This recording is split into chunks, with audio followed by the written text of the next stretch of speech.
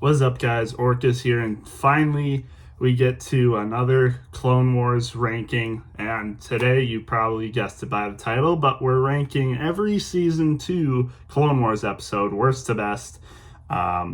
This again isn't really a Clone Wars season 2 review, although I might do that in the future. This is just ranking every single episode worst to best, so things aren't going to be in order. It's not following in order. Every episode is just randomly ranked as the worst to best.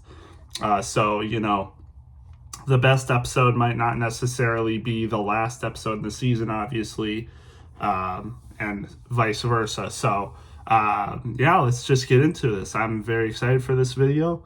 Last video, I had a lot of fun at. These videos, I can already tell, are probably my favorite videos to make, just even based off the first season episode rankings. I mean, it was probably my favorite video to make, to be honest. So I'm very excited for this one. So with that just being said, let's get into it.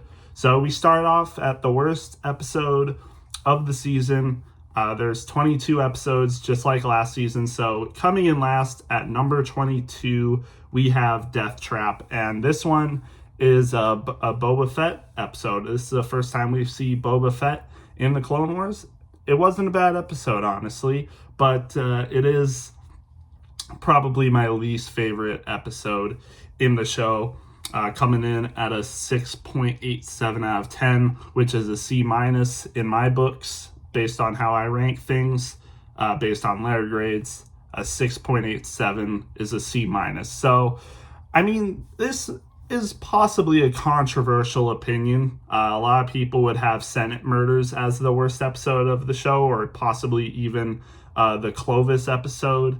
But I just think this one was just kind of meh. Like, not much really happened. A lot did happen, but I just felt like, based on even what they were doing, it was just kind of boring. I don't know. Like, it was cool to see Boba go undercover and, he was with a group of clone cadets. It was cool to see that. Also, Mace Windu and Anakin were in this episode, kind of, just there, I guess, kind of basically on a mission, visiting the clone cadets, I think. It was cool to see how Boba was, much more superior than the younger clones in target practice. Like, Boba just hit all three of them. Whatever came at him, and the normal clone cadets couldn't even hit one. So it was cool to see that. But again, I just thought this episode was a little slow, a little meh. Just not the greatest, but also not the worst episode of the show either. That's for sure. So with number 21, we have Senate Murders Season 2, Episode 15. This is ranked at a 6.9 out of 10, which is also a C- in my books. So 2 C- episodes to start off, which is definitely worse than the 3 Fs that we started off with in Season 1. That's for sure. But this one was also just kind of a slow episode, a little meh. It was cool to see, though. It was Lola, the Rodian that killed her mentor, Anno Far, who we see, if you watch the show chronologically, we see Anno Far a lot more in the show. There's a few episodes in season 3 where you see him.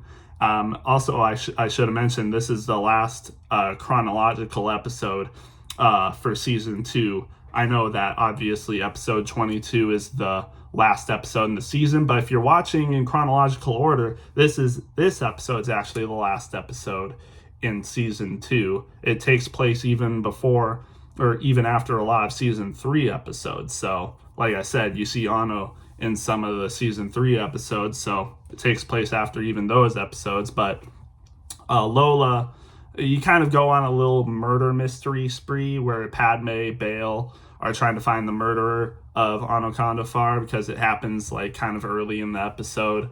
And it turns out that Lola, spoilers obviously for the episode, but Lola, the person who was being mentored by Anno, murdered her because of actually something that happened in season 1.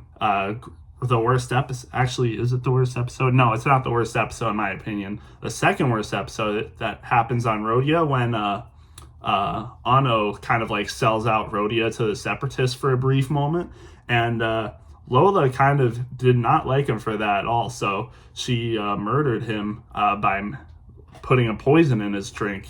So I guess that was kind of interesting to bring back what he did in season 1, but just again, kind of a slow episode. It was cool to see though, and a lot of stuff actually transpires from this episode.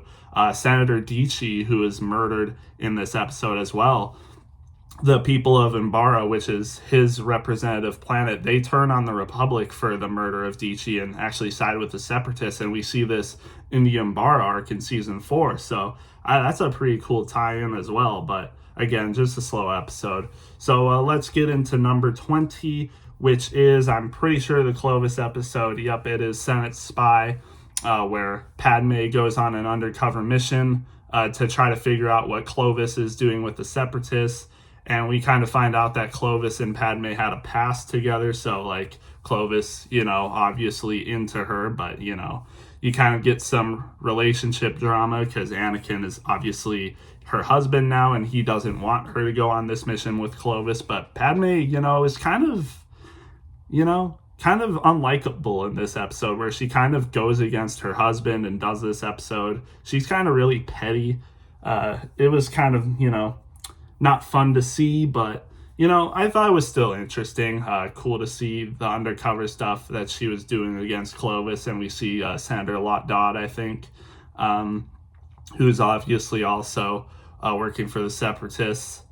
And yeah, I thought it was cool to see that, and I'm pretty sure, this sets up the whole Geonosis arc. Technically, I'm pretty sure this episode starts off a 5-part arc for Geonosis, where it starts with Senate Spy episode 4 and ends with Brain Invaders in episode 8. So yeah, I thought that was cool, but I thought it was also cool, to see Anakin and Padme make up in the end. She does apologize for what she kind of was acting out like, so it was kind of fun to see. But again, Clovis is definitely also one of the most unlikable people in this episode for sure.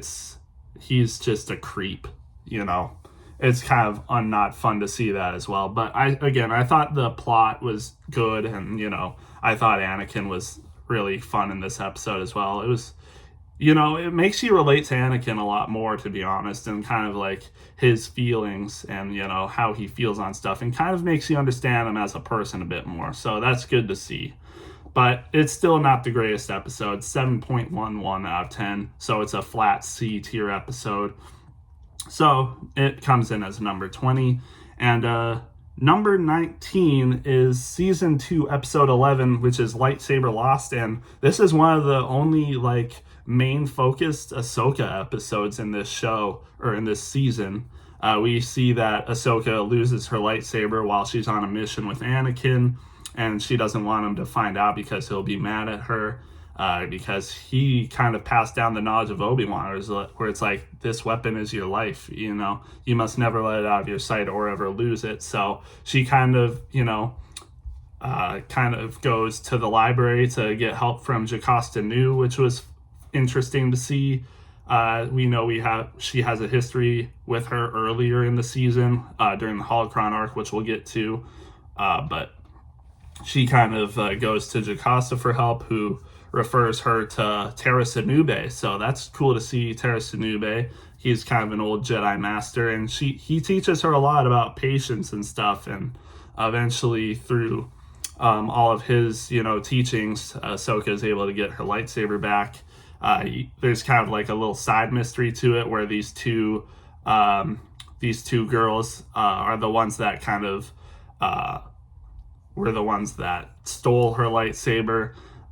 They try to do a setup with the guy. They kill a guy and try to pin it on him, trying to make it look like they were attacked, but they were not. Tera Sinube figures this out. It was cool to see Tera Sinube.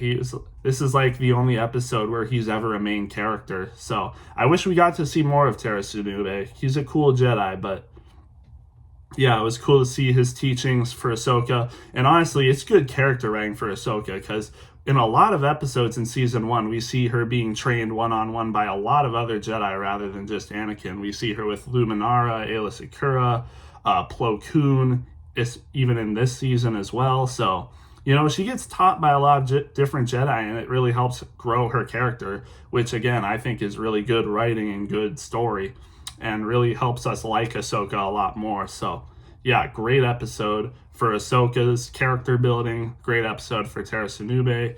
I wouldn't say it's a great episode overall. It was a little slow. The plot, is pretty basic, but I think it was good. Still a C+ episode, not quite B tier, but it's a C+ for sure. And that rounds off actually all the C tier episodes, because now we get into a ton of B tier episodes, which spans from episode 18 all the way to episode 7. Spoilers, but yeah, there's a lot of B tier episodes to go through, so let's just get into that.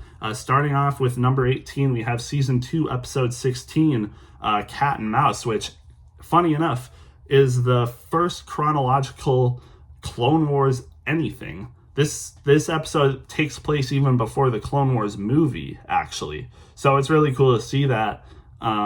We see Anakin, we see Admiral Yularen, we see how they meet.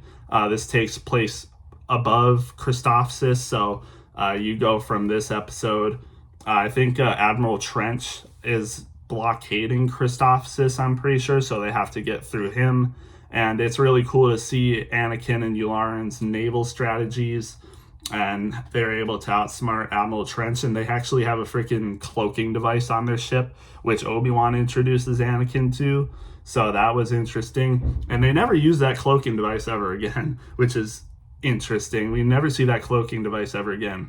Chronologically, the first episode in the show, and we never see the cloaking device ship that the Republic use ever again, I'm pretty sure. So that's interesting, but, again, I still thought it was a good episode, but, a B-, which is definitely not bad, but, yeah, just a little bit slower, It doesn't have that pizzazz or wow factor, or like really deep emotion or story, but I think it's still a fun episode. I think anyone who likes space battles would love this episode. So yeah, fun episode. They defeat Trench. I don't know how he survives, spoilers, but Trench actually survives like a direct missile right into his cockpit, but I guess he survives. We see him, I don't think we see him again until season 6, funny enough. So yeah, fun episode though. I enjoyed it, so that comes in at a 7.5 out of 10, B- episode, number 18 on the list. We get to number 17, which is season 2, episode 21, R2 Come Home. It's kind of like a side mission for R2 where Mace and Anakin go to find the survivors of the crash ship that Boba caused in the last episode, Death Trap. He kind of blows up a Republic cruiser and it crash lands on Vancor, I'm pretty sure. So Anakin and Mace go to, help the survivors, but they're not able to find them because Boba and his bounty hunter crew already captured them. And then they rig a trap for Mace and Anakin that gets Anakin and Mace trapped. And I want to point this out. Mace literally saves Anakin's life here and asks if he's okay. That just sticks it to the Mace haters. Like, I can't stand you guys sometimes. Like, oh, Mace is an a-hole. He does all this horrible stuff. He's a Jedi, and we actually get to see more good qualities of Mace Windu later. Like, he literally saves Anakin's life and asks if he's okay. Like, you really think Mace hates Anakin after that? Yeah, okay. Any person that says all that stuff, I would just refer them directly to this episode. Mace is a good Jedi, end of story. Anyway, this is more about R2, who has to rescue them, but he has to get past Boba and the bounty hunter gang. And it's kind of like a Home Alone episode where he's the one rigging traps for Boba, because Boba wants to finish the job against Mace, because I'm pretty sure he knows he's still alive.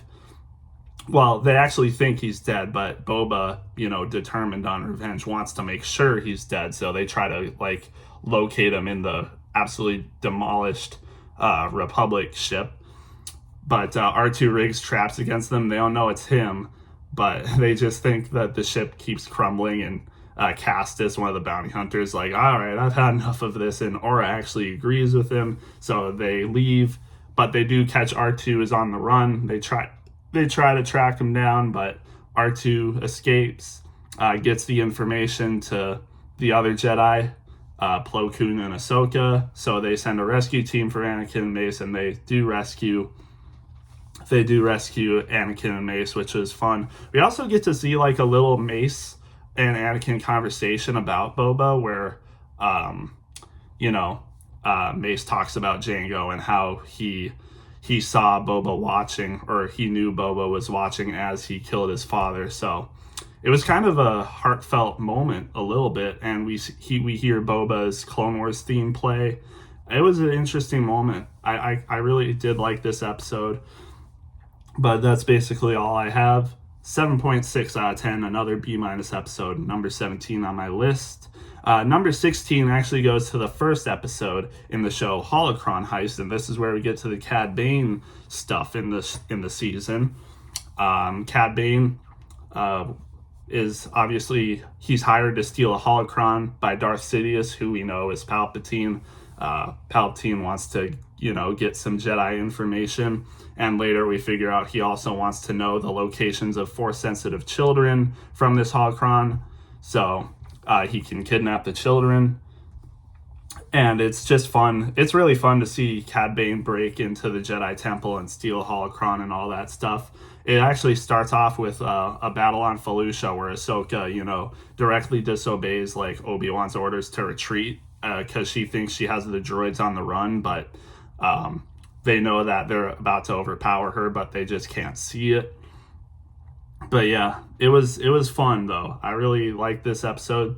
Ahsoka, after this, gets criticized by the Jedi Council. She's put on library duty with Jocasta Nu. It was cool to see their interactions. Ahsoka being paired up with a ton of different Jedi, like I said, really grows out her character. And we see later Cad Bane sends a changeling who we see in season 2 disguised as a Jedi who he killed. I wish we got to see how he killed the Jedi whose name is Orda Innocence, but she infiltrates the Jedi Temple, giving Cad Bane information. Jocasta catches her, but is caught off guard and knocked out by Kato, who's a changeling. And then, Ahsoka and Kato have this cool fight where Kato is impersonating Jocasta, but Ahsoka beats her and says, you might have her looks, but not her skill. And I just find that weird because Jocasta was easily knocked out by Kato, but again, she was blindsided, so I don't think Ahsoka would beat Jocasta Nu in a lightsaber duel at this point in her career. So it was cool to see that though. And then we find out what Cad Bane's up to next. He's going after Bolo Rapal, who can unlock the holocron. And we see that in the next episode, but I don't think that's next. That was season 2, episode 1, obviously, and that is a 7.72 out of 10, which is still a B-. And we'll get to the rest of the episodes later, but next we have season 2, episode 18, which is the Zillo Beast first part of the story. So I really thought this was interesting.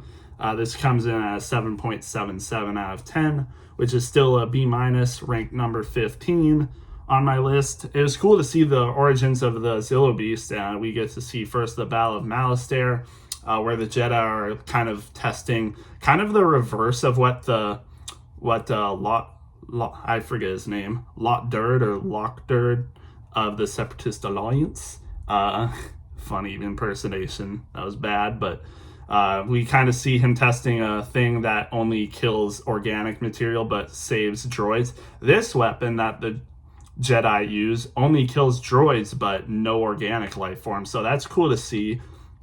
But we see that it makes like a crater, and then it makes a crater in the earth, and then there's like things whispering that there's something down in the hole.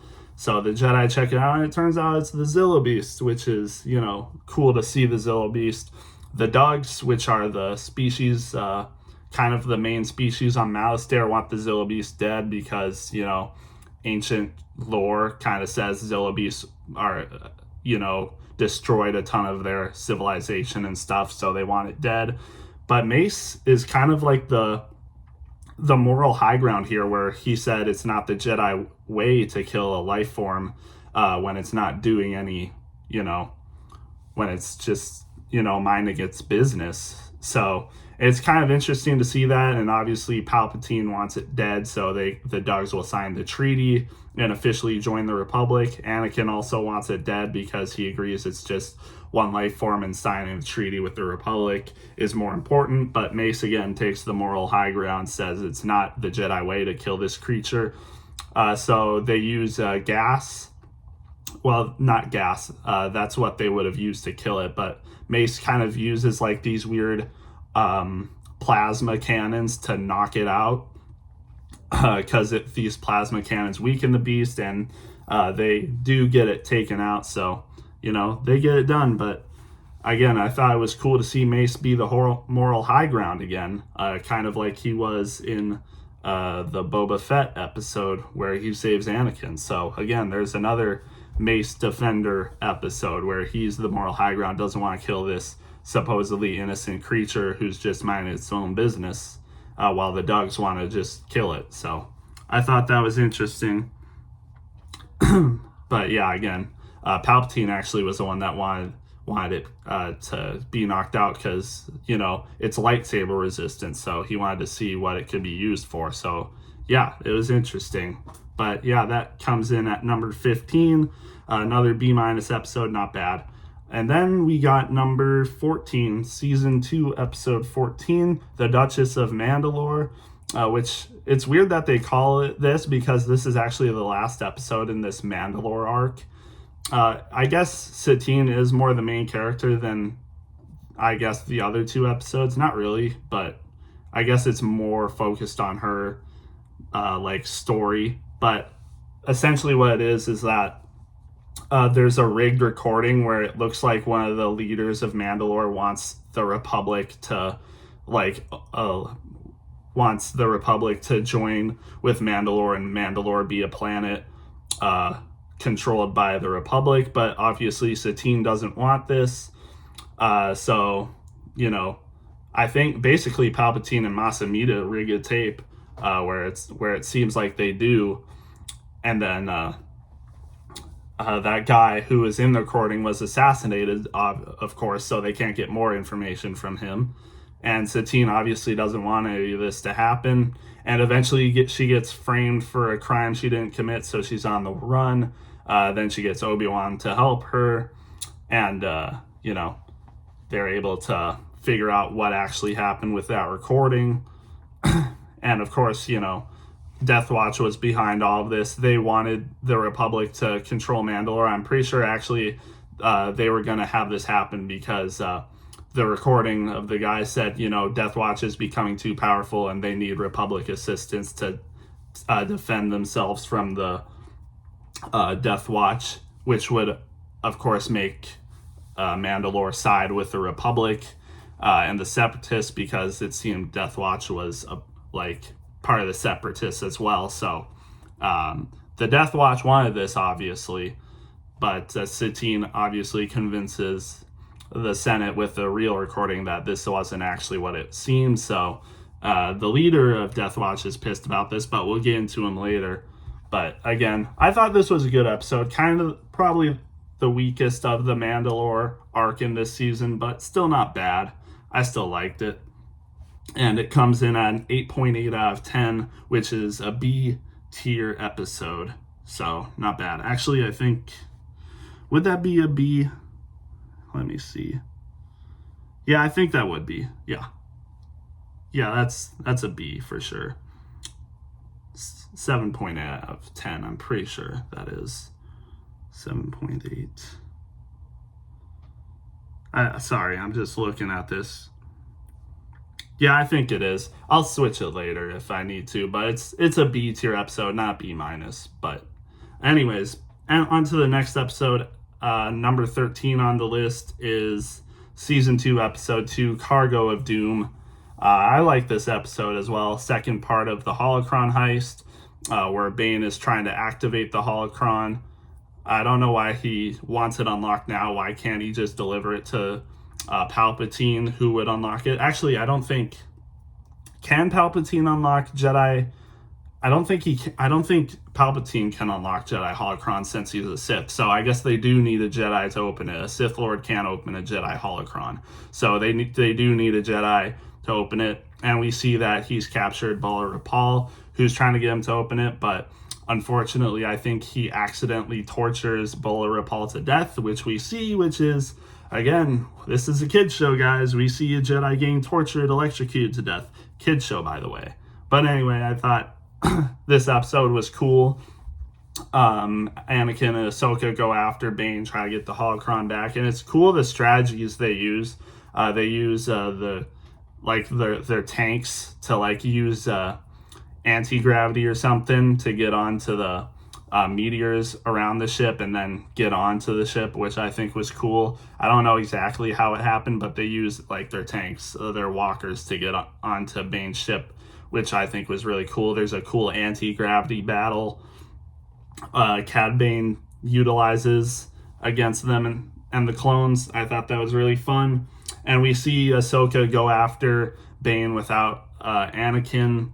And unfortunately, of course, this leads to her downfall. She does get the better of him at first, but then Bane uses his electro gauntlet or something and electrocutes her, knocks her out, and has her hostage, and kind of utilizes this as leverage. So Bane kind of gets what he wants almost. Even though he kills a Jedi, he's smart and sees an opportunity to use more Jedi to open this. So what does he do? He captures Ahsoka and then threatens Anakin that he'll kill her and send her out to space if he doesn't open it for her, which of course works.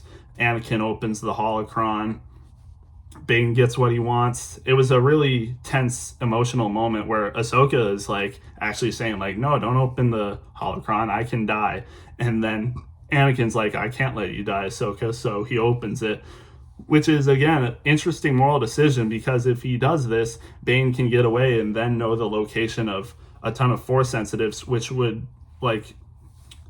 they would then use these kids for bad. So it's is it worth killing Ahsoka so Bane doesn't get this information, or should he save Ahsoka and then try to find another way? Either way, it's crazy. But yeah, it was a tense moment. Just a tense moment between Ahsoka and Anakin, and that's why it's ranked higher than a lot of other episodes.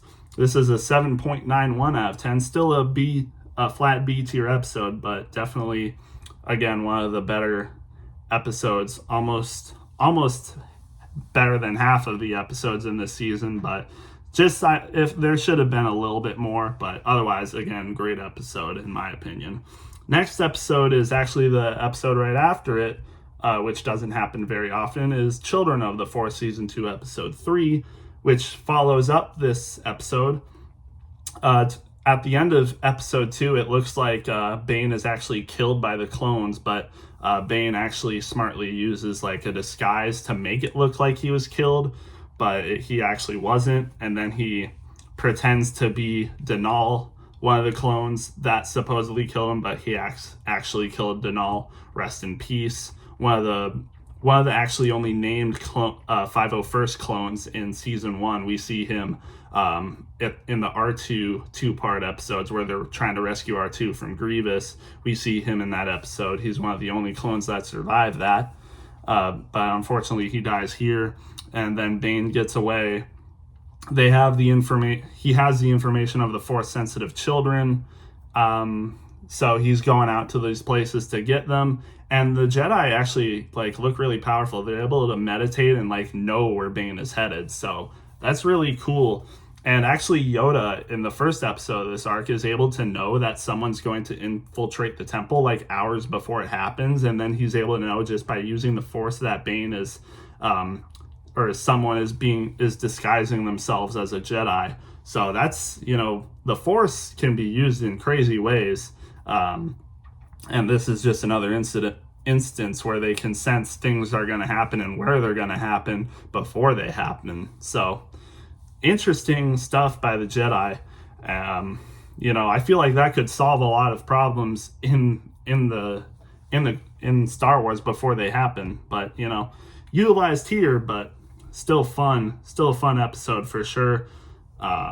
they're able to get the one up on Bane. We actually see Sidious because Cad Bane's actually able to successfully steal all of them and bring them to Sidious's lab on Mustafar. So we go back to Mustafar. Anakin is able to figure out where the people were going based on like the soil or dust from the planet. So it was cool to see that by Anakin. Pretty smart. So they're able to track the kids to Mustafar. They're on the mission. Ahsoka and Anakin save the children. And yeah, it was fun. And it's kind of like, this could kind of be like a nod to like the Inquisitors that, Sidious has plans for. And, we see them in Rebels and a lot of Disney canon stuff nowadays. But this could kind of have been like a precursor. Obviously, Inquisitors were already made in Legends, but, it's cool to see the first idea of Inquisitors in this episode where Palpatine would train these Force-sensitive children to be his assets. They wouldn't be like actual Sith, but they're just like, Darksiders out there doing his bidding, taking out Jedi in the future. So yeah, pretty cool stuff. But, obviously the mission is foiled, but Bane escapes, so he's not arrested, lives to see another day. So yeah, fun episode, like I said, though. 8.01 out of 10, B tier episode, still number 12 on the list. And then we get to season 2, episode 12, The Mandalore Plot, which is the first episode in the Mandalore arc. And man, this episode has a lot to unpack. First, we see, Obi-Wan being sent to Mandalore because apparently Mandalore has had a lot of problems with terrorist attacks. I'm not entirely sure why he's supposed to go there, though. Like the Jedi shouldn't be getting involved with this anyway. I think it has something to do, I don't remember this, but I think it has something to do with because of Mandalorians, and obviously the Jedi have had, problems with Mandalorians in the past, more recently Jango Fett, so that's kind of why they're sent there. But otherwise, I don't think they would have any biddings to do if it was any other stuff where they haven't had issues in the past. But since it's the Mandalorians, he's sent here, and we see that, Obi-Wan and Satine kind of, have a thing going on. And we kind of get more of that in the second episode of this arc. But we see that they kind of have a thing for each other. We see a terrorist attack happen while they're walking. And Obi-Wan is able to apprehend the guy. But the man literally offs himself, commits not alive. And that's crazy to see in a kid's show. A man just offing himself for like political motivation. That's crazy. Man, yeah, this is a kid's show, by the way. Even in the earlier seasons, man, there's still some insanely dark things that happen. Like, you would not see this stuff in kid shows nowadays. That's just crazy. But yeah, just a crazy moment.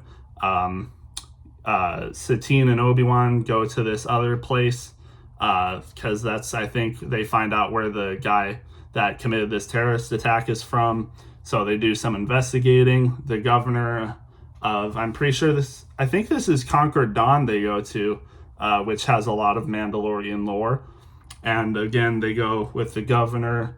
Satine has a little like dinner with him. Obi-Wan's doing his own thing and gets captured by 2 Mandalorians. He's caught off guard, obviously, or else he probably would have defeated them pretty handily, but he gets captured, so Satine has to save him. It's cool to see the back and forth between the two. It's fun to see. But yeah, this was a fun episode, and we see the introduction of the Darksaber by Pre Vizsla, who's revealed to be the governor of Conquer Dawn. He was obviously the guy behind all this, so yeah, it was fun to see all this Mandalorian lore. We see the Darksaber and all that stuff, the stuff with Obi-Wan Satine. Just a fun episode, and definitely, it's halfway on the list, so pretty decent episode, 8.02 out of 10. Still another B tier episode at number 11 on the list. Pretty good episode. And now we get into the top 10, and starting in the top 10, we have Season 2, Episode 7, Legacy of Terror. This takes place during the Geonosis arc. Luminara goes on a mission, I think, to capture Poggle the Lesser, who gets away from the first two parts of this, battle. I was going to say 3, but episode 4 is kind of like the precursor into the battle. But Luminara tries to go after Poggle, but gets captured. So Anakin and Obi-Wan have to, go after and rescue her. And they go through this, like, Geonosian tunnel with a ton of Geonosians, and we see the queen of them, and Poggle the Lesser is there as well. And we see that these, like, Geonosians are, like, dead, but they're being controlled by this, like, hive virus. So it was really cool to see all that, and it kind of leads into the next episode later. But these Geonosians controlled by these brainworms are, like, unkillable. So it's interesting to see all that. Then they get to the lair. We see that Luminara is captured, and they're trying to, like, test this brainworm on Luminara, because the queen, I guess, in some way controls these brainworms, and they're able to do her bidding. I'm not entirely sure how it works, but if the queen was able to succeed with this, where she could implant brainworms into, like, Jedi, she could be one of the most powerful people in the universe. Imagine controlling an army of Jedi with brainworms to do your bidding. That's crazy. But obviously, Anakin and Obi-Wan save Luminara. Obi-Wan wanted to study it. The back and forth between Anakin and Obi-Wan this episode is hilarious, which is one of the reasons this episode is so high. But yeah, it was a fun episode. Probably the weakest out of, like, the other 3 that I count. Basically, Landing at Point Rain, Weapons Factory, and Brain Invaders, I think, are all better than this episode, but still a fun episode for sure. Interesting to see the plot of all that, but otherwise, it's still a B tier episode. 8.08 out of 10, number 10 on the list, like I said. And in number 9, we have season 2, episode 17. This is like another one-off episode, Bounty Hunters. And it's really cool to see. We don't see this often in the earlier seasons, but Anakin, Obi-Wan, and Ahsoka are all on a mission together, and they get crash landed on Felucia. I'm pretty sure this is the planet Felucia. I'm pretty sure, because I'm pretty sure the species they come in contact with are Felucians. It was funny to see the banter between all the 3 in this episode at the start.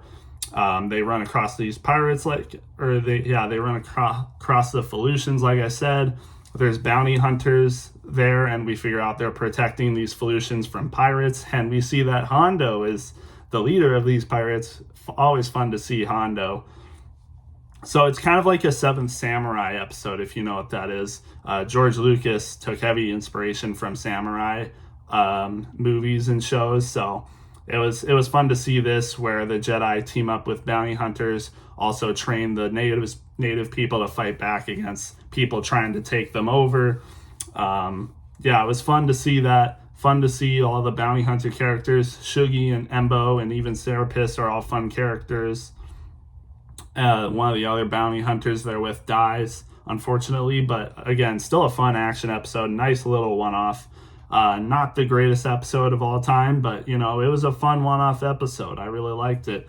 Not much else to say about it, kind of like my notes I took about this episode, but it's an 8.21 out of 10, which makes it the first B+ episode, in my opinion. Number 9 on the list, first B+, not bad.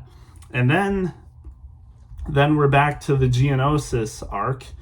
We have episode 6, Weapons Factory, and we see Anakin and Ahsoka, and we see Barriss and Luminara, and it's really cool to see how these two, Padawan master relationships work. Barriss and Luminara are, like, strictly professional, like, they keep everything professional, but, Anakin and Ahsoka are, like, they run more on their emotions, like, they're definitely not professional. They're definitely not,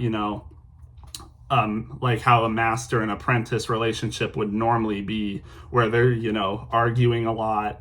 But, Luminara in her relationship with Barriss is definitely more dominant and, professional, like I said. So it's cool to see those two dynamics run off each other. And a lot of people give Luminara a lot of slack. Like, she's basically as much hated as I would say Mace Windu, but I really like Barriss, especially in the Legacy of Terror episode. I like her personality. I don't know. Like, a lot of people think she's strict and heartless, but I don't see it. Like, obviously, she, is kind of detached from a lot of emotions normal people have, but I think she does it in a decent way. Like, Ahsoka and Barriss destroy the weapons factory. That's the main part of the episode, because this weapons factory has like these invincible takes close to near, and Ahsoka and Barriss are sent to destroy the factory that has them,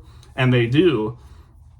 But it seems as if they've sacrificed themselves, and Anakin is like very distraught over this. He's like, I'm gonna do anything to save Ahsoka, while Luminara is like very at peace with the possibility of her apprentice being dead, where she's like, Anakin is like, what are you doing? We should be trying to save them right now. And Barriss is like, you misjudge me. I do care for my apprentice, but if her time comes, I will mourn her, but I will celebrate her life. And she's very much at peace with, stuff like this. But Anakin is like, no, I'm not willing to let my apprentice go. He can't be at peace with the people he cares about dying. So it's a cool dynamic. And a lot of people, again, like I said, think this is Luminara being too detached from emotions and not caring. But I disagree.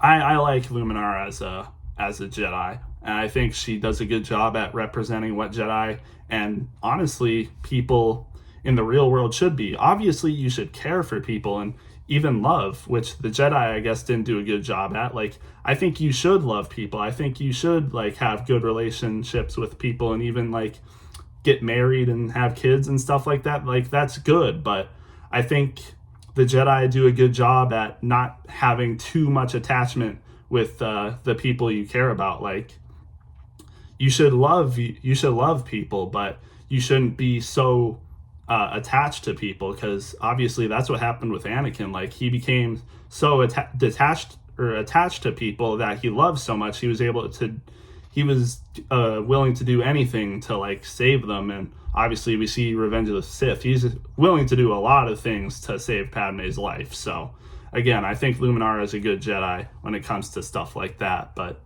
yeah, that's just what I see. But again, this is a good episode in my opinion. 8.3 out of 10, B plus, almost nearing towards an A-, but it's a B plus, number 8 on my list. Number 7, we have season 2, episode 19, and this is the ending to the Zilla Beast arc, where they have the Beast on Coruscant, and the Beast gets free, and wreaks havoc on Coruscant. And this is just a fun episode to watch. Like, there's nothing too deep about it. Obviously, the Zilla Beast dies at the end, and that's a little emotional. But we kind of see the Beast wreak havoc on the city, and that's fun. And we also kind of see how, like, Palpatine, even as the Chancellor, is, like, really kind of evil. Like, he's so hell-bent on, like, finding strategies and stuff in order to win. Like, obviously he wants this beast so he can like use its scales to like have really good protection armor and stuff, because the Zilla Beast scales are impenetrable. And like, yeah, he's willing to do a lot, and it's cool to see the morality of it though, because it's like, even though the Chancellor is like really kind of evil in this episode, he's not necessarily wrong, because like, if you kill this Zilla Beast and like use its scales to protect your army and like find ways for victory, you could put a swift end to the war. You could save so many lives with it. So it's like, he's not necessarily wrong. And Anakin comes to his defense, and then of course I would say Obi-Wan, Padme, who's prevalent in this episode, and then Mace Windu, they're still against, I think, killing the Beast. But it's like, it's a back and forth. What would you rather have? And obviously it's shown that Palpatine is obviously evil in this, but if this came to real life, would this be so evil? Don't know. But again, the Zilla Beast gets out of its imprisonment, wreaks havoc on the city, and unfortunately has to be put down. So unfortunate. And it also does beg the question, like the Zilbeast kind of seems sentient, like it has thoughts, it knows stuff. It like really picks out the Chancellor, like continuously goes after the Chancellor. So it's like he knows that the Chancellor wants him dead and is like evil. So it's like, I mean, this thing could be like close to human level. It just can't talk. So yeah, I don't know. But again, still a fun episode, like I said. 8.34 out of 10 comes in at number 7, another B plus episode. So not bad. Now we're on to the final 6, and this is where we start with the A tier episodes. Starting in at an A minus, number 6 on my list is Landing at Point Rain, I believe. Yes, Landing at Point Rain, episode 5, with an 8.4 out of 10, which is an A minus. Man, this episode is great. Starting the second battle of Geonosis, I guess. I mean, we see the gunships. Man, the action in this episode is amazing. We get to see like different points, like Anakin and Ahsoka are mostly together doing their stuff. Obi-Wan gets injured on his flight down, so he's kind of like almost out of the picture. And Ki-Adi-Mundi's there too, and we get to see his like battle perspective. So man, there's really not much to say about this, but man, the action is great. This is definitely one of the best battle-focused episodes in the Clone Wars. Umbara definitely could take the cake for that. But this episode, man, great battle sequences. I love this episode. Not really too deep, like I said, but the action is just amazing. And that's what makes this a great episode. Like I said, A minus, so. And number 6 on my list. So, yeah, really good episode. And then now starting in at number 5, we have episode 9, which is Grievous Intrigue. And man, they do a good job with Grievous in this episode. A lot of people complain that Grievous is like too weak, not scary or feared enough. But man, I think this episode would put those things, quotes, to shame. I mean, Grievous is really a big threat in this episode, honestly. He captures Jedi Master Eth Koth, who is on the Jedi Council. Granted, I would say I don't know if Grievous could beat Eth Koth in a fight. He had his Magna Guards with him to help him. But, I mean, he still is threatening in this episode, and they have to, rescue Eth Koth, Obi-Wan, Anakin, and Adi Gallia, who's interesting to see.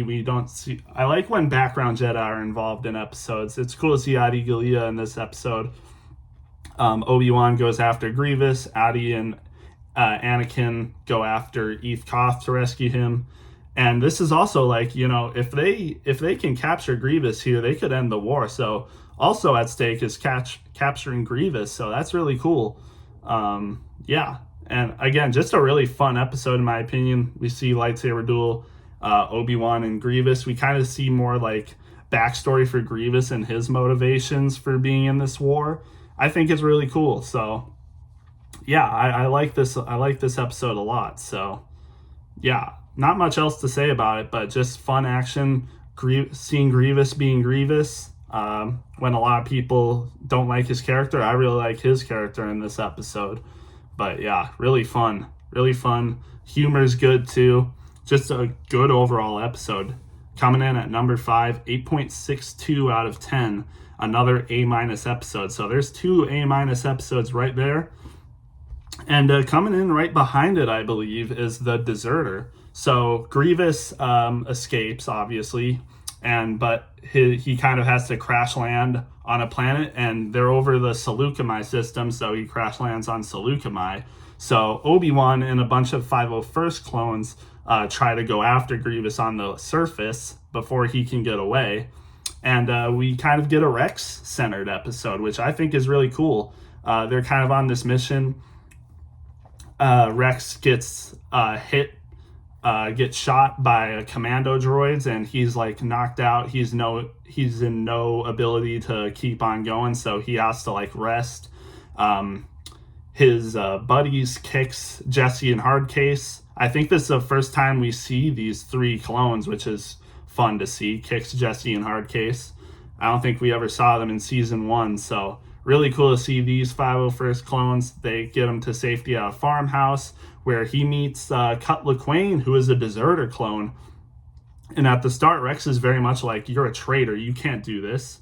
you should still be in the war fighting with us. And it's like, Cut's like, well, I feel like I'm just choosing my freedom, my ability to choose what I want to do.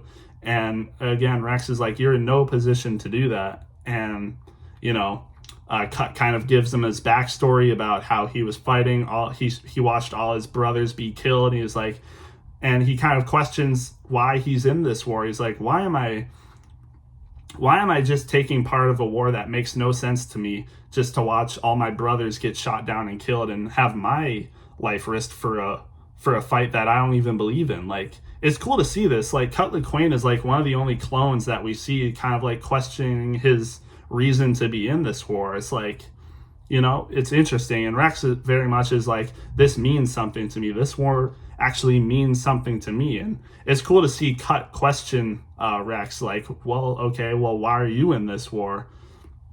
And it's like, it's really cool. And we see that Cut, he's not just a coward. Like, he didn't just abandon the war and just do nothing. Like, no, he has another motive now. He has a family. He has a wife and 2 children that he, takes care of and protects. And we kind of see this where Cut's like, he has a purpose. Like, he didn't feel like he had a purpose in fighting this war, but now he does have a purpose in taking care and protecting his family. And where he's like, I would do anything to protect my family. So it's really cool. It's like, and Rex understands this at the end, where they have to fight off some droids that attack the house. And, Rex gains a lot of respect for him. It's really good character building for Rex, honestly, where he's just like a clone that follows any order, does what he's told, but he now sees like different points of view. So I think that's really cool. And honestly, this is also another episode I could have a lot higher on, like, in ratings. Like, it could honestly be in the top 3. It's just outside of that. I gave this episode an 8.8 out of 10, which is a flat A tier episode. Still really good, number 4 on my list. And I didn't mention this, but honestly, I could see season 2, episode 6, Weapons Factory, being higher on this list as well. But in order for me to do that, I would have had to given it 8.4 or above to be an A-, and that would involve me putting it above a couple episodes, which unfortunately I already wrote this list out, so I can't really make changes. But if I could, this not landing at Point Rain, but Weapons Factory might be higher on this list. I don't know if I would say the same about this episode, The Deserter, but it's close, so not bad. But that was number 4 on the list. Now we get into number 3 on the list, which is the last episode in the season, which is Lethal Trackdown, the conclusion to Boba Fett's arc. And I really thought this episode was really good too. The finale of the episode, where Mace Windu and Anakin have escaped, but Boba still wants his revenge. So what they do is, obviously, they still have the hostages that Anakin and Mace were trying to find. So, they threaten to kill all of them, and they actually do. Aurra Sing freaking just ruthlessly murders Commander Pons, which is hard to see. Again, kids show, by the way. They don't actually see him getting shot in the back of the head, but, we hear it, and we see it happen, and then they dump his body in space. Like, man, kids show, really? You doing this in a kids show? That's crazy. Again, like I said, this is a kids show, by the way. Yeah, crazy. So then Mace wants to go after Boba, but Plo Koon says he's in no position to do that. So he offers to go after Aurra Sing and Boba, and he brings Ahsoka along. And this is there's one problem with this episode. Aurra Sing wanted Mace Windu to find them so Boba could have his revenge. So why did Plo Koon and Ahsoka have to track them down? Wouldn't Aurra just give them their coordinates to meet them? Seems kind of weird, but and that I got that from Shafrillis Productions, who did a review on this season, or else I probably wouldn't have even thought of that. It's like, yeah, why would they need to track down Aurra? Wouldn't she just give them their coordinates if she wanted them to find her? But oh well. It was cool to see Ahsoka and Plo Koon on a mission together, so I'm down for that. We see Aurra meet up with Hondo, actually, which is also, we get Hondo in this episode. This is an amazing episode automatically, but you know, it's cool to see Hondo. He's hilarious in this episode, but also very honorable towards the end. But we see, you know, Boba, he's, I mean, I think he's a decently well written character. A lot of people don't like him in the show as a young Boba because he can be kind of annoying. And I guess I understand that a little bit, but I think it's cool to see Boba with like interesting personalities. Like, Boba definitely does have some honor. He doesn't agree with a lot of things Aura does. Like, Aura Singh just kind of murders people out of cold blood, but Boba doesn't want to do that. Like, Aura tried to make him kill Commander Pons, but he didn't do it, so Aura did. He doesn't want that. He just wants revenge on Mace Windu. He doesn't want to do all this ratchet, insane stuff to do that. He doesn't want to hurt other people in the process. He just wants revenge on one single person, and he's not willing to do whatever it takes to do that, which Aura is. She's willing to put other people's lives at risk and kill others in terms of doing that, but Boba doesn't want that. And we see that Aura kills Castus, and Boba definitely doesn't like that.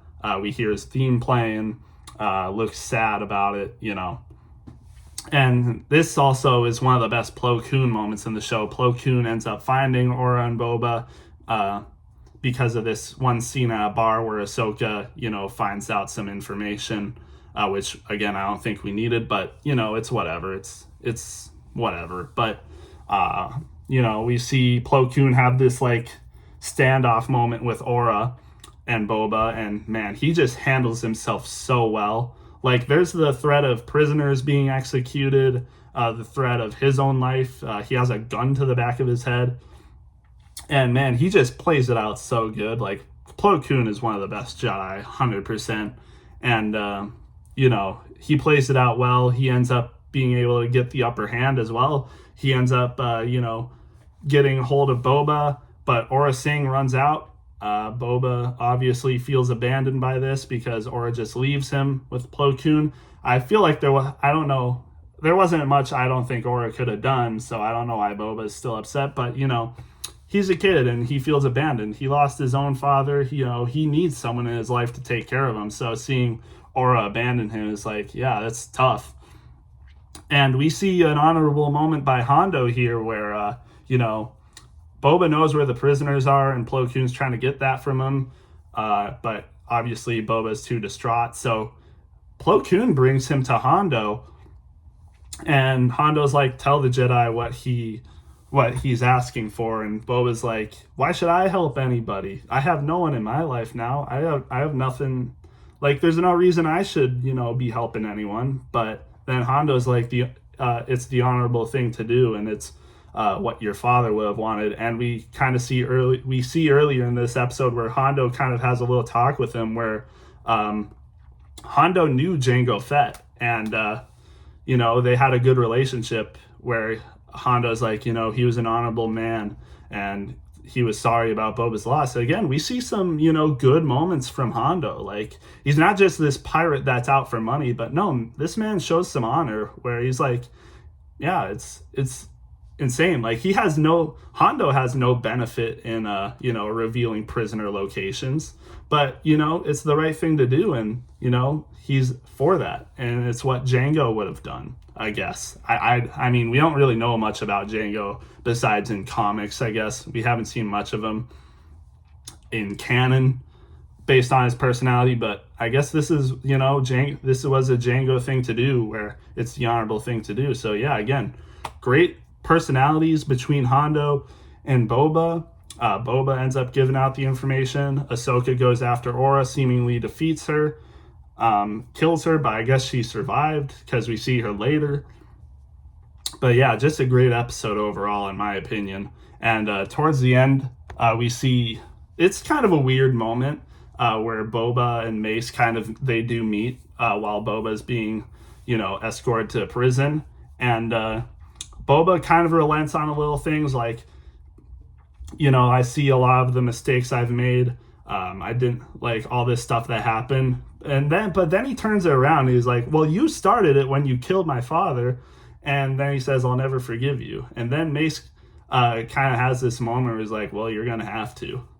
And this is a controversial moment in the show where a lot of Mace haters will be like, oh, this is a terrible way to treat the kid. Like, really? You killed his father and you're going to say this? And it's like, well, yeah, I mean, yeah, it isn't the greatest way to go about things. Is like, yeah, he could have said something like, well, yeah, I'm sorry it had to be this way, but, you know, that's how it is. And I'm sorry your father died, but, you know, but instead he goes like, well, you're going to have to.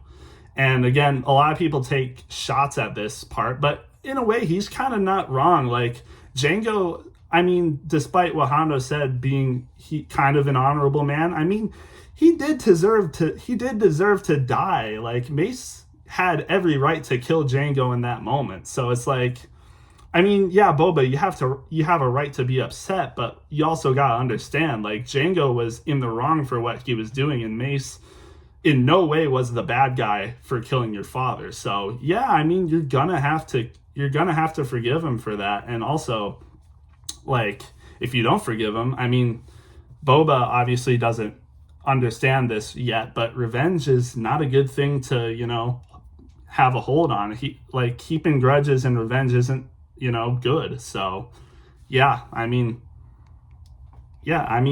Mace isn't entirely wrong. Like, he's not an absolute a-hole about this. Like, I that's all I gotta say. Mace Windu isn't wrong for saying this. Like, based on everything that's happened, I mean, he could have been, like I said, he could have been a little more sympathetic to Boba, but I mean, in Mace's mind and in everyone else's mind, Mace isn't wrong for killing Django. So he shouldn't, like, have to sincerely apologize. It's like, oh, I'm sorry I killed Django. He was such a good man. Like, no, he wasn't a good man. Like, again, he had every right to kill Django. So he shouldn't really be sorry for killing Django. I mean, he should probably feel bad that he killed someone's father, which I feel like he kind of does. I think he does feel a little bad that, you know, he killed Boba's father, despite obviously Django not being a good father, in my opinion. Like, this is how you raise your son, like, you know. But again, that's my Mace Windu defense for the day. I've already defended him a lot, so I spent a lot of time on this episode. But let's get to number 2. We have season 2, episode 8, which I'm pretty sure is Brain Invaders. Yep. And this was a really good episode too. I mean, one of the best in the show, actually. The last episode, Lethal Trackdown, with number 3 on my list, an 8.9 out of 10, which is an A. That's really good, but this episode is a 9.26 out of 10, which is an A+, almost an S tier episode in my opinion, coming in at number 2 on my list. So yeah, this one was really good in my opinion. I really dug the horror aspect of this. The brainworms that we see in Legacy of Terror end up infecting a clone, and he brings a ton of other brainworms on the ship with a ton of eggs that hatch, and the entire ship of clones gets infected, and it really brings out the horror aspect. Really gross to see how these brainworms do this. Like, they just go in through the noses of these clones, and it's like they have this like little spasming moment. It's creepy for sure. I would have definitely been scared of this as a kid, and I think I did watch this episode as a kid a little bit, and I do think this episode freaked me out a little bit. But coming back on this, I last watched it probably a year or two ago. This episode is really good, man. I mean, it's cool to see Barriss and Ahsoka have their moments together, being friends, especially after what they went through at Weapons Factory. They're very much, you know, friends and stuff. So, yeah, it's cool to see their talks, like, about being a Jedi as a soldier. And Barriss kind of has this moment. It's like, well, as Jedi, we're keepers of the peace, not soldiers. And this comes back to what Mace Windu said in Attack of the Clones. And that's really cool attention to detail, because during that meeting with the Chancellor where Mace is like, you know, we're keepers of the peace, not soldiers, Barriss was there to hear that from Mace Windu. So it's cool to see that she, you know, remembered that quote by Mace Windu and teaches it to Ahsoka. I thought that was really cool to see. But, you know, Ahsoka, basically for a good amount of her training now as a Padawan, she's been a soldier, not a peacekeeper. So it's really cool to see that contrast where I think Barriss is a little bit older than Ahsoka, has been a Padawan a little bit longer than Ahsoka, so she kind of understands like how to be a peacekeeper. But Ahsoka, basically all she's known for like the past year or something, I don't know how long it's been, but you know, she's very much just a soldier, not a peacekeeper. And it's cool to see that conversation with her. And, you know, they have kind of moments like that where Ahsoka, you know, she can't even like be peaceful in peacetime. She has to be doing stuff. So she's like, what's going to happen after the war? How are we gonna be actual Jedi and peacekeepers again after this war ends? And she's like, I don't know how I'm gonna react to that. So again, really cool to see that stuff. But most of the episode, we see Ahsoka and Barriss, you know, trying to get off this ship, contact for help and stuff because all the clones have been infected by the brain worms. They try to come up with a plan trying to get the bridge back because I'm pretty sure the clones captured that and are controlling the ship. And Ahsoka and Barriss split up, and then Barriss is captured by the clones, and the clones say something crazy. It was like, if there's one thing we clones know how to do, it's how to kill a Jedi. And that is insane for a clone to say. Is that like this episode gave me a lot of Order 66 vibes. Like a clone saying that, that's crazy. It's like the brain worms kind of like have access to subconscious thoughts that the clones don't even know they have. Like it's kind of like they have access to the chip, the chip in clones' heads too. Like the clones don't even know Order 66 consciously, but I guess the brain worms can get access to stuff like that. Whereas like, oh, we know how to kill Jedi. Or it's like how to stop or kill a Jedi. So that's crazy. Crazy quote from a clone there. But then we see Barriss is infected, obviously. Barriss and Ahsoka have this battle. Ahsoka wins. The Jedi, Kit Fisto and Anakin Skywalker, are able to get control of the ship.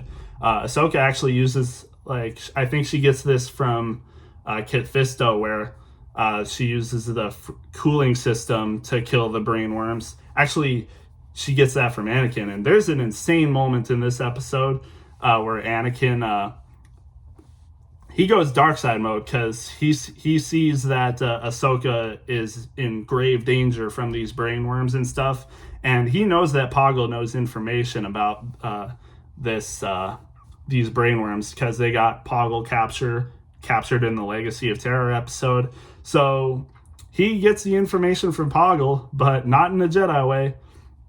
He literally tortures him. First, he tries to do a mind trick on him, and there's a protocol droid there translating. It's like where Poggle says, you know, Jedi mind tricks won't work on me, and Anakin's like, mind tricks? Freaking backhands him, smacks him in the face, knocks him back. He's like, I don't need mind tricks for you for me to get you to talk. And yeah, it's crazy. He starts force choking him, and he gets the information, and the Jedi are like, well, how did you get him to talk? And Anakin's like, well, all that matters is that we have the information. And yeah, that's crazy. Dark side moment from Anakin. That's the darkest Anakin moment we've seen thus far in the show. And man, this episode is so close to being S tier, honestly.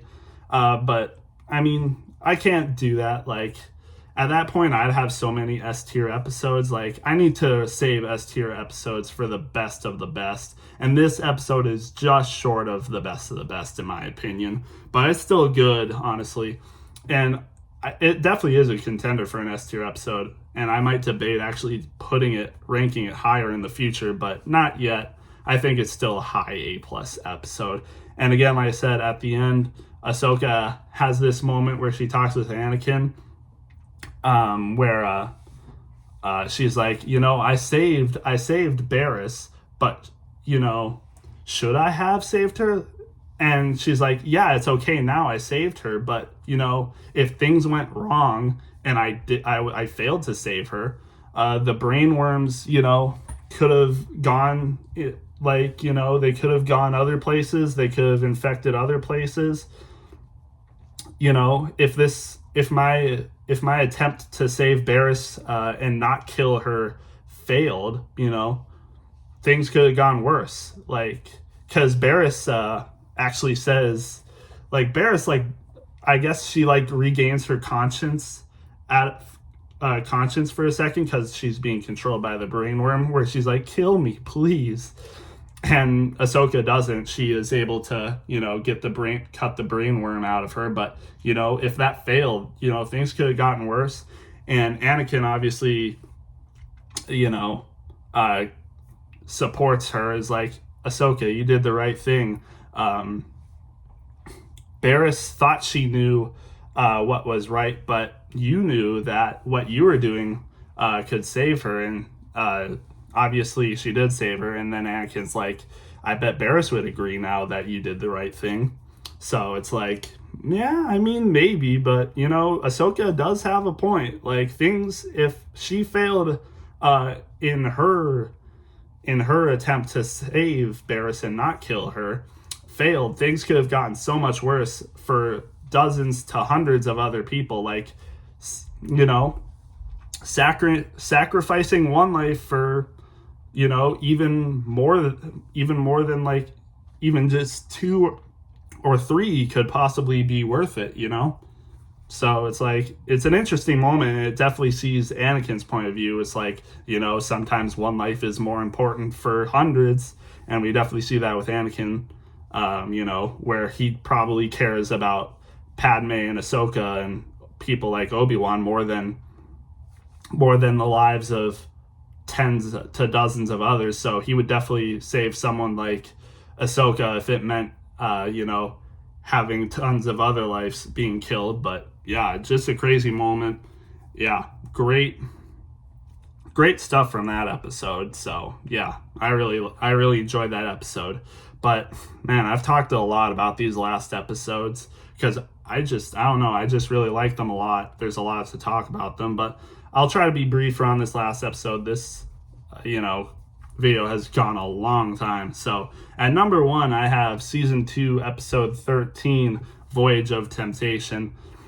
And man, the plot is very simple on this episode, but I really think it just works so much.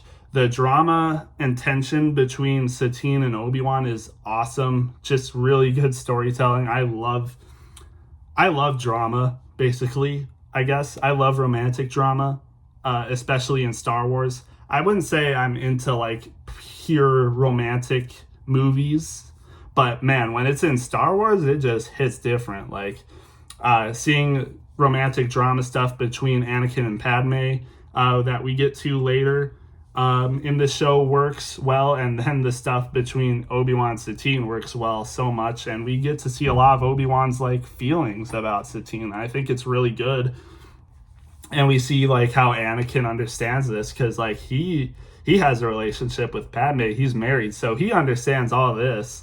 And it's cool to see that Obi-Wan and Anakin have these moments where like Obi-Wan talks about Satine and Anakin's like, oh, that sounds romantic.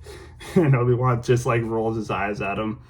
And then there's one of my favorite funny moments in this show where Satine is like being held hostage by one of the people on the ship. Anakin is like, I'll stop the droids. You go find your girlfriend. And Obi-Wan's like, right. And no, Anakin, she's not my... Oh, it's so funny. It's that part's hilarious. And James Arnold Taylor, the voice actor for Obi-Wan, also thinks that's like one of his favorite moments for Obi-Wan in the show as well. I just find that part so funny. But most of this, the real plot of this episode is that the Jedi are escorting Satine back to Mandalore. And the other plot is that the Death Watch are like trying to capture Satine and I think either, make her be a martyr and like kill her and stuff, or just capture her. I'm not entirely sure. But they have like a traitor on the ship with them. And I'm pretty sure it's actually Satine's like personal aide or something, or advisor that's one of the traitors. So it's really cool to see that. it was cool to see how Obi-Wan was able to figure out it was Tal Merrick, her personal aide or whatever, that was the traitor, because Tal Merrick has assassin droids on this ship transporting them, and the assassin droids like kill a ton of the clones and stuff. So Obi-Wan figures, actually Anakin figures it out, I'm pretty sure, is like the only way these droids could have been smuggled onto this ship is if someone on this ship put them in here. So Obi-Wan has the idea of like having one of the little assassin droids in a cage, and it's like, whoever I hold it up to and the droid doesn't attack is the traitor, because obviously the person who programmed and smuggled the droids onto the ship would have programmed them not to attack him. So that's how he figures it out, which I think is pretty cool. And Tal Merrick kind of gets the upper hand, holds Satine hostage, and obviously Obi-Wan can't do anything because if he tries to do something, Tal Merrick will shoot her. So he kind of follows Tal Merrick around, and there's like a little moment between Tal Merrick, Satine, and Obi-Wan where Tal Merrick is about to get away with Satine on a ship, and Satine's like, Obi-Wan, it seems we may never see each other again. So is like, she kind of like spills everything out she feels about Obi-Wan. It's like, ever since you came to my aid all those years ago, I've loved you. And Obi-Wan's like, Satine, this is hardly the moment for, and then she gives him this look, and then Obi-Wan just comes out. He's like, all right, fine. If you would have said the word, I would have left the Jedi Order. That's insane. I mean, the characterization for Obi-Wan in this episode is amazing. Again, like I said, the romantic drama between Satine and Obi-Wan is amazing in this episode. There's like times where Satine is like arguing with Obi-Wan about like Jedi business and stuff. And I think the reason like she's so mad at Obi-Wan in some of these moments in the show is because I think Satine wanted Obi-Wan to leave the Jedi Order for her, but she just never said it. And that's why Obi-Wan later says, if you had said the word, I would have left the Jedi Order. And I think Satine knows that. And I think that's why she's kind of like mad at Obi-Wan sometimes, where she's kind of mad at how the Jedi work and stuff. And she's mad at the Jedi and their, motives and stuff because she wanted to be with Obi-Wan. She wished he didn't have these Jedi ordeals that forbade him to marry and, have love with Satine and stuff like that. So again, really cool stuff there. Really cool, deep stuff between Obi-Wan and Satine. And that's the stuff that makes this episode my first 10 out of 10 episode. Yes, season 2, episode 13 is a 10 out of 10 in my book. S+ tier episode, number 1 on my list for season 2, and the best episode so far in the show. Season 1 only had the best episode, as you probably know if you watched my last video, is only a 9.2 out of 10, which is still an A+ episode, really good, but it's actually only the 3rd best episode in the show so far, as Brain Invaders is a 9.26 for now out of 10. And this episode, Voyage of Temptation, is a 10 out of 10. And man, I could talk about this episode, Voyage of Temptation, forever, but man, that episode would go so long. So this is already a long episode. I mean, this has gone 30 minutes more than the season 1 rankings I talked about. So if you're still watching this by now, thank you so much. I mean, I wish I could send you like freaking flowers or something. Not flowers, that's weird, but I wish I could send you something, because if you made it this far, you're amazing. Thank you so much for watching this video, for all who did. Even if you only just watched like the first 5 minutes or something, but yeah.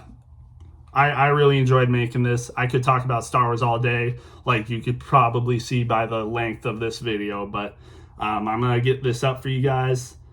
Season 2, just amazing season. Yeah, that's all I got to say. Thank you guys so much for watching. Have a good one.